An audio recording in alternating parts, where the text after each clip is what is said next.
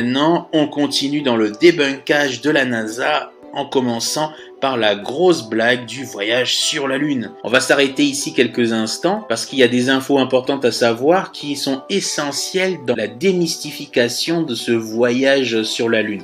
Déjà, c'est les composés de la fusée Apollo 11, qui était un alliage d'aluminium dont le point de fusion est de 463 degrés. Retenez bien, 463 degrés.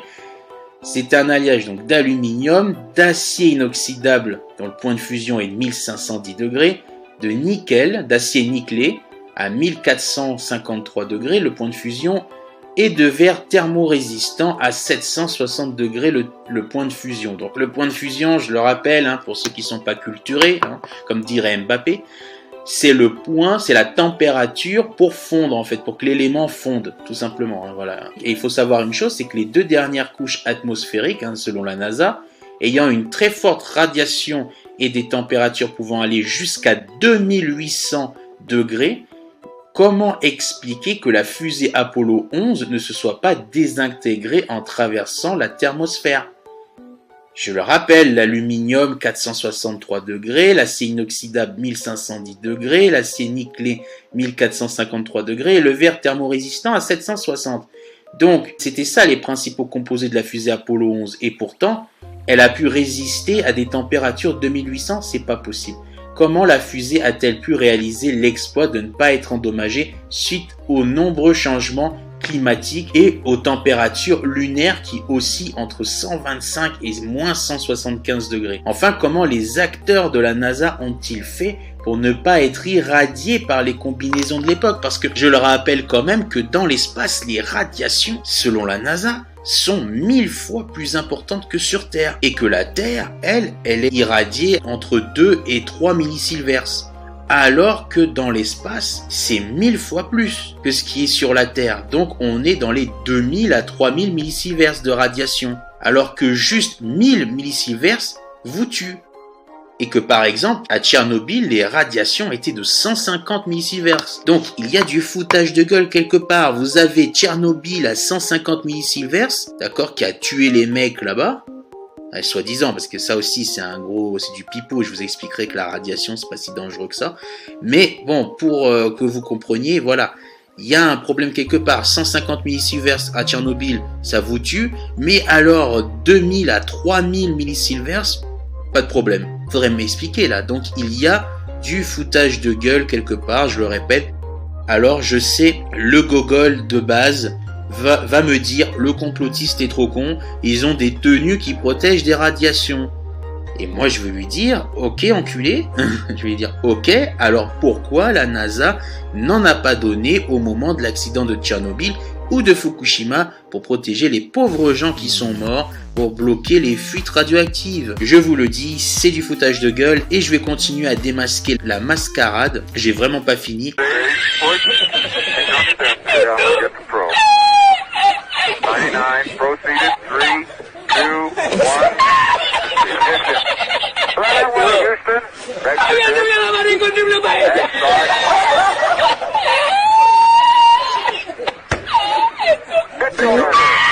Houston, Voici une autre dinguerie, une autre cartouche dans le cul de la NASA qui est bien grosse comme il faut.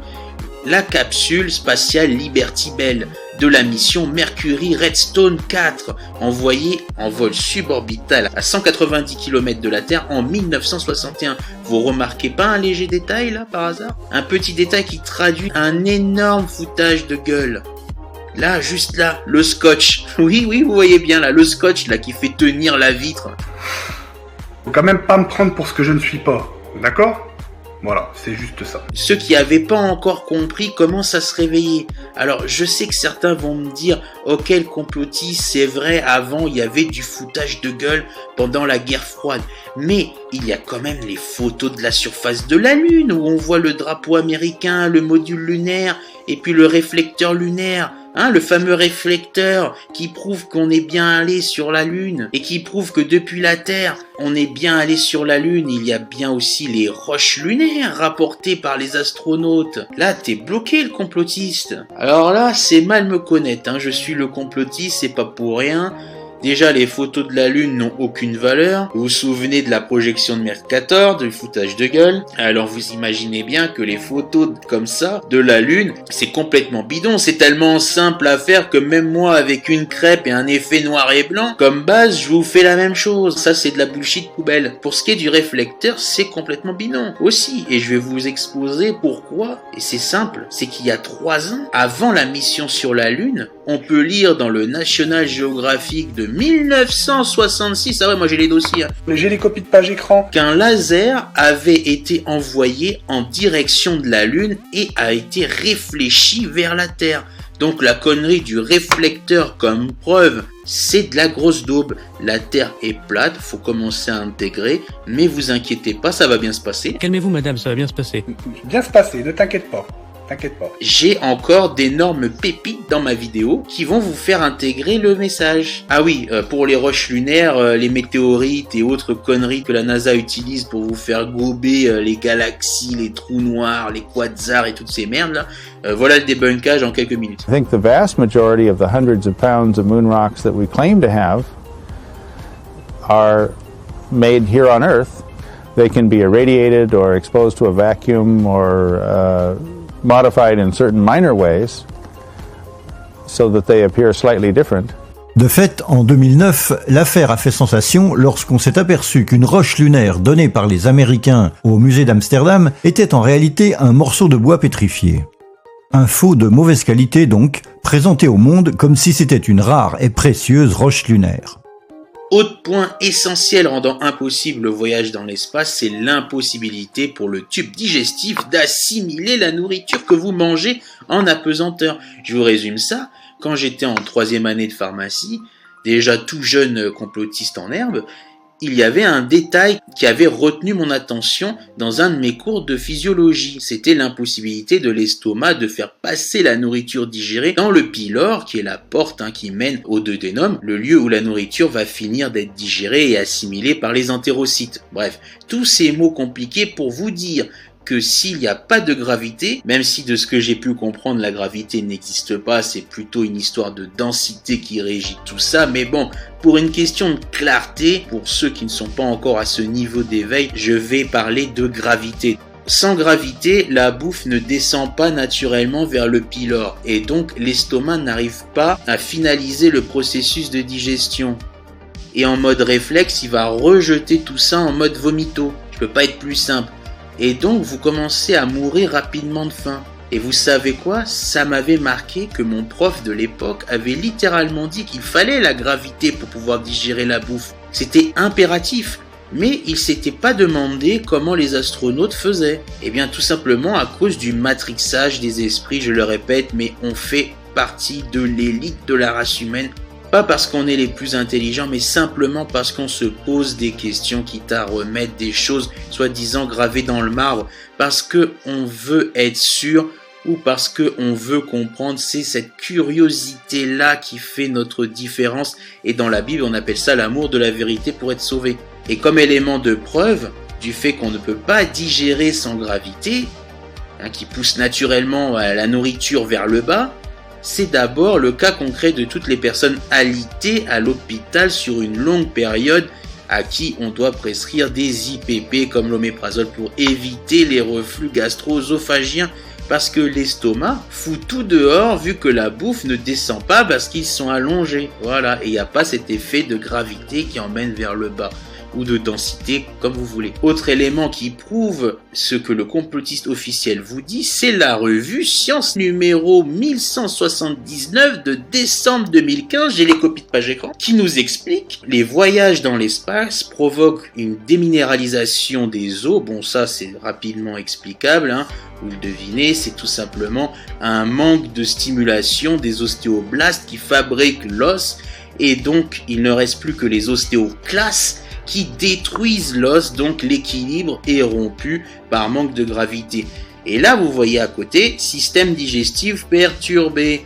Bah voilà, c'est ce que je vous disais, c'est l'euphémisme pour dire que tu ne peux plus assimiler ta bouffe et tu vas crever de faim, pour pas trop réveiller les gogoles sur l'impossibilité d'aller dans l'espace. Allez, maintenant je suis chaud bouillant, je tiens plus. Voici l'astronaute Donald Petty. Vous allez voir, ça va être marrant. On a posé la question à l'astronaute Petty. Pour quelle raison la NASA n'est toujours pas retournée sur la Lune depuis 1969? Quand même 53 ans. Il faisait quoi depuis tout ce temps? Eh bien, l'astronaute Donald Petty nous donne un élément de réponse sur pourquoi la NASA n'a rien foutu. I'd go to the moon in a nanosecond.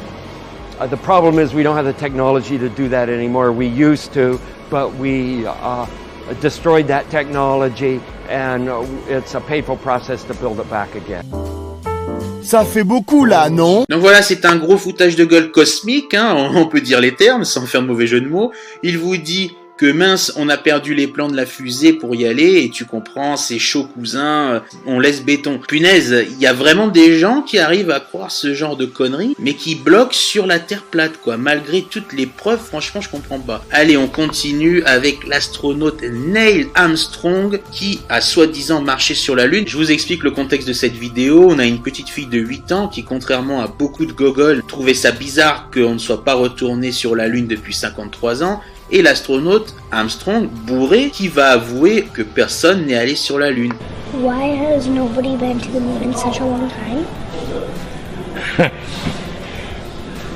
That's not an 8-year-old's question. That's my question. I want to know, but I think I know. Because we didn't go there, and that's the way it happened. And if it didn't happen, it's nice to know why it didn't happen. So in the future, if we want to keep doing something, we need to know why something stopped in the past that we wanted to keep it going.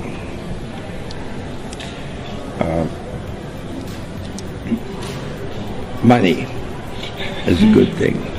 Alors il y a toujours les négationnistes de la Terre bouboule, hein, qui refusent de voir la vérité en face et qui vont me dire que oui, mais t'as pas compris, le complotiste il est bourré, c'est pas sa faute, l'alcool l'a fait oublier qu'il est allé sur la Lune.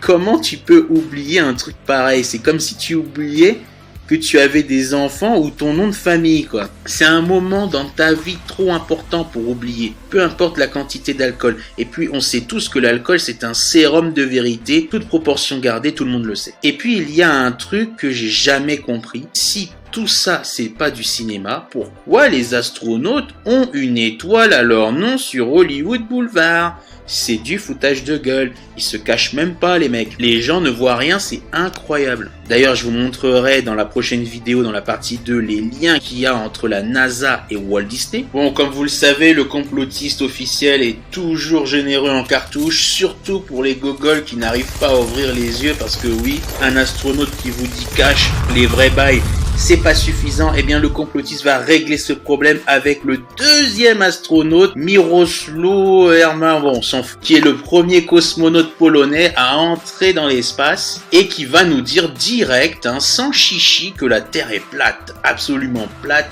Zetknął się pan kiedykolwiek z czymś, co potocznie nazywamy UFO? Ale proszę pana, ja wszystkiego nie mogę mówić, tym bardziej przy kamerach. Rozumiem.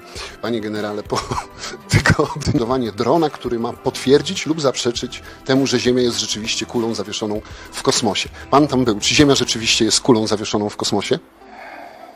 Jest płaska. Tak jak oczekują. Nie spodziewałem się co prawda tego pytania, ale zapewniam pana, że jest płaska.